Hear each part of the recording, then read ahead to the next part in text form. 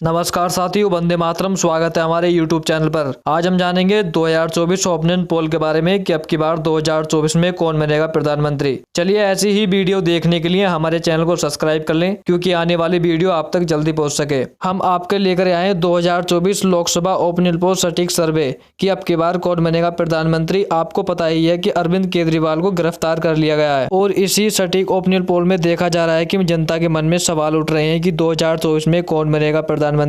क्या अब की बार तीसरी बार बन पाएंगे नरेंद्र मोदी प्रधानमंत्री, या राहुल गांधी का प्रधानमंत्री बनने का होगा सपना साकार। इन सभी प्रश्नों का जवाब इस वीडियो के अंत तक मिल जाएगा। वीडियो के अंत तक जरूर बने रहें। और आज हम जानेंगे लोकसभा के बारे में कि अब की बार कौन बनेगा प्रधानमंत्री। उससे पहले मैं आपको बता दूं, लोकसभा की 543 सीटें हैं। किसी भी पार्टी को पूर्ण बहुमत सरकार बनाने के लिए 272 सीटें जीतने की आवश्यकता होती है। जिस पार्टी के पास 272 या उससे भी अधिक सीटें होंगी, वही पार्टी अपनी केंद्र में सरकार बना लेती है। आज हम लेकर आए आपको 2024 नया ओपिनियन पोल ताजा सर्वे कि अब की बार 2024 में कौन बनेगा प्रधानमंत्री। और अब की बार इस वीडियो में हम आपके लिए लेकर आए सटीक सर्वे कि अब की बार 2024 में कौन बनेगा प्रधानमंत्री। बने रहिए हमारे साथ इस वीडियो के साथ और वीडियो अंत तक जरूर देखें। और इस वीडियो में हम बताने वाले हैं नया ओपिनियन पोल 2024 के बारे में कि कौन अपनी सरकार बनाने जा रहा है। और वीडियो को लाइक, चैनल को सब्सक्राइब कर लें। चलो देखते हैं। चलिए अब बात करते हैं राज्यों की। सबसे पहला राज्य आता है मध्य प्रदेश। मध्य प्रदेश में लोकसभा की 29 सीटें हैं। यहाँ पर एनडीए के खाते में 15 और इंडिया यानी महागठबंधन के खाते में 14 लोकसभा सीट जाती दिख रही हैं। अन्य के खाते में कोई सीट नहीं। इसमें दिखाई दे रहा है कि साफ दिखाई दे रहा है मध्य प्रदेश राज्य में इंडिया यानी महागठबंधन को एक सीट का सामना करना पड़ सकता है। अन्य की बात करें तो कोई सीट नहीं। चलिए बात करते हैं तमिलनाडु राज्य की। तमिलनाडु राज्य में लोकसभा की 39 सीटें हैं। यहाँ पर एनडीए के खाते में 14 और इंडिया यानी महागठबंधन के खाते में 25 लोकसभा सीट जाती दिख रही है। अन्य दल की बात करें तो कोई सीट नहीं। चलिए बात करते हैं अगला राज्य की। अगला राज्य आता है उत्तर प्रदेश। उत्तर प्रदेश में लोकसभा की 80 सीटें हैं। यहाँ पर एनडीए के खाते में 47 और इंडिया यानी महागठबंधन के खाते में 33 लोकसभा सीट जाती दिख रही है। अन्य की बात करें तो कोई सीट नहीं। उत्तर प्रदेश में अक्सर ये माना जा रहा है कि जो पार्टी अब की बार सबसे ज़्यादा सीट लाएगी वही पार्टी केंद्र में अपनी सरकार बना लेती है। चलिए बात करते हैं बिहार राज्य की। बिहार राज्य में लोकसभा की 40 सीटें हैं। यहाँ पर एनडीए के खाते में 19 और इंडिया यानी महागठबंधन के खाते में 20 लोकसभा सीट जाती दिख रही है।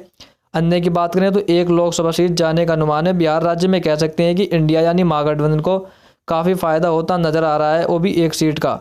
चलिए बात करते हैं महाराष्ट्र राज्य की। महाराष्ट्र राज्य में लोकसभा की 48 सीटें हैं। यहाँ पर एनडीए के खाते में 18 और इंडिया यानी महागठबंधन के खाते में 29 लोकसभा सीट जाती दिख रही है। महाराष्ट्र राज्य में भी कह सकते हैं कि इंडिया यानी महागठबंधन को काफ़ी फायदा होता नजर आ रहा है। अन्य की बात करें तो कोई सीट नहीं। चलिए बात करते हैं अगला राज्य की। अगला राज्य आता है हरियाणा। हरियाणा में लोकसभा की 10 सीटें हैं। यहाँ पर एनडीए के खाते में 5 और इंडिया यानी महागठबंधन के खाते में भी 5 लोकसभा सीट जाती दिख रही है। हरियाणा राज्य में कह सकते हैं कि इंडिया यानी महागठबंधन और एनडीए के बीच काफी टक्कर देखने को मिल सकती है। और अन्य की बात करें तो कोई सीट नहीं। चलिए बात करते हैं पंजाब राज्य की। पंजाब राज्य में लोकसभा की 13 सीटें हैं। यहाँ पर एनडीए के खाते में 3 और इंडिया यानी महागठबंधन के खाते में 6 लोकसभा सीट जाती दिख रही है। अन्य दल की बात करें तो 4 लोकसभा सीट जाने का अनुमान है। तो साथियों अभी तक हम 297 सीटों तक पहुंचे हैं। इसमें देखा जा रहा है कि एनडीए के खाते में 135 और इंडिया यानी महागठबंधन के खाते में 157 सीटें जाती दिखाई दे रही हैं।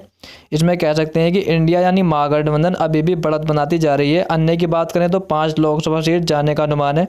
चलिए बात करते हैं गोवा राज्य की। गोवा राज्य में लोकसभा की 2 सीटें हैं। यहाँ पर एनडीए के खाते में 1 और इंडिया यानी महागठबंधन के खाते में भी 1 लोकसभा सीट जाती दिख रही है। अन्य की बात करें तो कोई सीट नहीं।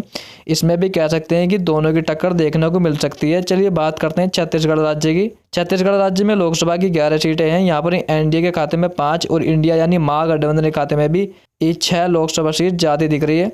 अन्य की बात करें तो कोई सीट नहीं। अगर हम बात करें तेलंगाना राज्य की। तेलंगाना राज्य में लोकसभा की 17 सीटें हैं। यहाँ पर एनडीए के खाते में 6 और इंडिया यानी महागठबंधन के खाते में 10 लोकसभा सीट जाती दिख रही है। अन्य की बात करें तो 1 लोकसभा सीट जाने का अनुमान है। तेलंगाना राज्य में कह सकते हैं कि इंडिया यानी महागठबंधन को काफ़ी फायदा होता नजर आ रहा है। चलिए बात करते हैं जम्मू कश्मीर राज्य की। जम्मू कश्मीर राज्य में लोकसभा की 6 सीटें हैं। यहाँ पर एनडीए के खाते में 3 और इंडिया यानी महागठबंधन के खाते में भी 3 लोकसभा सीट जाती दिख रही है। अन्य की बात करें तो कोई सीट नहीं। जम्मू कश्मीर राज्य में भी कह सकते हैं कि इंडिया यानी महागठबंधन और एनडीए के बीच काफ़ी टक्कर देखने को मिल सकती है। चलिए बात करते हैं गुजरात राज्य की। गुजरात राज्य में लोकसभा की 26 सीटें हैं। एनडीए के खाते में 16 और इंडिया यानी महागठबंधन के खाते में 10 लोकसभा सीट जाती दिख रही है। अन्य की बात करें तो कोई सीट नहीं। चलिए बात करते हैं अगला राज्य की। अगला राज्य आता है असम। असम में लोकसभा की 14 सीटें हैं। यहाँ पर एनडीए के खाते में 8 और इंडिया यानी महागठबंधन के खाते में 6 लोकसभा सीट जाती दिख रही है। अन्य की बात करें तो कोई सीट नहीं। असम राज्य में कह सकते हैं कि एनडीए को काफ़ी फायदा होता नजर आ रहा है। चलिए बात करते हैं राजस्थान राज्य की। राजस्थान राज्य में लोकसभा की 25 सीटें हैं। यहाँ पर एनडीए के खाते में 16 और इंडिया यानी महागठबंधन के खाते में 9 लोकसभा सीट जाती दिख रही है। अन्य की बात करें तो कोई सीट नहीं। राजस्थान राज्य में कह सकते हैं कि एनडीए को काफ़ी फायदा होता नजर आ रहा है। चलिए बात करते हैं अरुणाचल प्रदेश राज्य की। अरुणाचल प्रदेश राज्य में लोकसभा की 2 सीटें हैं। यहाँ पर एनडीए के खाते में 1 और इंडिया यानी महागठबंधन के खाते में भी 1 लोकसभा सीट जाती दिख रही है।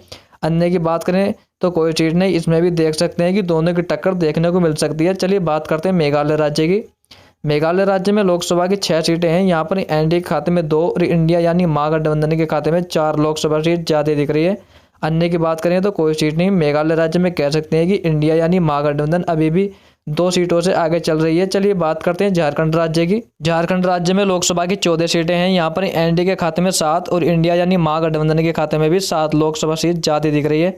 अन्य की बात करें तो कोई सीट नहीं। इसमें कह सकते हैं कि झारखंड राज्य में दोनों की टक्कर देखने को मिल सकती है। चलिए बात करते हैं केरल राज्य की। केरल राज्य में लोकसभा की 20 सीटें हैं। यहाँ पर एनडीए के खाते में 5 और इंडिया यानी महागठबंधन के खाते में 13 लोकसभा सीट जाती दिख रही है। अन्य की बात करें तो 2 लोकसभा सीट जाने का अनुमान है। इसमें कह सकते हैं कि इंडिया यानी महागठबंधन को काफी फायदा होता नजर आ रहा है केरल में। तो साथियों आप ऊपर देख सकते हैं कि अभी तक हमने 441 सीटों का सर्वे जान चुके हैं, जिसमें देखा जा रहा है कि एनडीए के खाते में 205 और इंडिया यानी महागठबंधन के खाते में 228 सीटें जाती दिख रही हैं। अन्य की बात करें तो 8 लोकसभा सीट जाने का अनुमान है। इसमें कह सकते हैं कि इस सर्वे में कह सकते हैं कि हम इंडिया यानी महागठबंधन अभी भी बढ़त बनाती जा रही है। अगर हम बात करें दिल्ली केंद्रीय शासित की, दिल्ली केंद्रीय शासित में लोकसभा के 7 सीटें हैं। यहाँ पर एनडीए के खाते में 3 और इंडिया यानी महागठबंधन के खाते में 4 लोकसभा सीट जाती दिख रही है। अन्य की बात करें तो कोई सीट नहीं। इसमें देखा जा रहा है कि अभी भी दिल्ली केंद्रीय शासित में 1 सीट से इंडिया यानी महागठबंधन आगे चल रही है। चलिए बात करते हैं हिमाचल प्रदेश राज्य की। हिमाचल प्रदेश राज्य में लोकसभा की 4 सीटें हैं। यहाँ पर एनडीए के खाते में 2 और इंडिया यानी महागठबंधन के खाते में भी 2 लोकसभा सीट जाती दिख रही है। अन्य की बात करें तो कोई सीट नहीं। हिमाचल प्रदेश में कह सकते हैं कि इंडिया यानी महागठबंधन और एनडीए के बीच काफी टक्कर देखने को मिल सकती है। चलिए बात करते हैं मणिपुर राज्य की। मणिपुर राज्य में लोकसभा की 2 सीटें हैं। यहाँ पर एनडीए के खाते में कोई सीट नहीं है। इंडिया यानी महागठबंधन के खाते में 2 लोकसभा सीट जाती दिख रही हैं। अन्य की बात करें तो कोई सीट नहीं।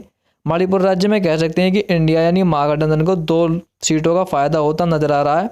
चलिए बात करते हैं उड़ीसा राज्य की। उड़ीसा राज्य में लोकसभा की 21 सीटें हैं। यहाँ पर एनडीए के खाते में 4 और इंडिया यानी महागठबंधन के खाते में 5 लोकसभा सीट जाती दिख रही है। अन्य की बात करें तो 12 लोकसभा सीट जाने का अनुमान है। चलिए बात करते हैं आंध्र प्रदेश राज्य की। आंध्र प्रदेश राज्य में लोकसभा की 25 सीटें हैं। यहाँ पर एनडीए के खाते में 5 और इंडिया यानी महागठबंधन के खाते में 10 लोकसभा सीट जाती दिख रही है। अन्य की बात करें तो 9 लोकसभा सीट जाने का अनुमान है। आंध्र प्रदेश में कह सकते हैं कि इंडिया यानी महागठबंधन अभी भी बढ़त बनाती जा रही है और अन्य को काफ़ी फायदा होता नजर आ रहा है। चलिए बात करते हैं पश्चिम बंगाल राज्य की। पश्चिम बंगाल राज्य में लोकसभा की 42 सीटें हैं। यहाँ पर एनडीए के खाते में 5 और इंडिया यानी महागठबंधन के खाते में 34 लोकसभा सीट जाती दिख रही है। पश्चिम बंगाल में कह सकते हैं कि इंडिया यानी महागठबंधन को काफ़ी फायदा होता नजर आ रहा है। तो साथियों हमने जाना 543 सीटों का सर्वे, जिसमें देखा जा रहा है कि एनडीए के खाते में 228 और इंडिया यानी महागठबंधन के खाते में 285। अन्य की बात करें तो 30 लोकसभा सीट जाने का अनुमान है। अभी भी इस ओपिनियन पोल में कह सकते हैं कि इंडिया यानी महागठबंधन अभी भी बढ़त बनाती जा रही है। तो दोस्तों वीडियो पसंद आए तो वीडियो को लाइक और चैनल को सब्सक्राइब जरूर कर लें, क्योंकि आने वाली वीडियो आप तक जल्दी पहुंच सके। और हम ऐसे ही पॉलिटिकल न्यूज़ को आपको बताते रहेंगे और साझा करते रहेंगे। वीडियो को लाइक और चैनल को सब्सक्राइब जरूर कर लें, क्योंकि आने वाली वीडियो आप तक जल्दी पहुंच सके।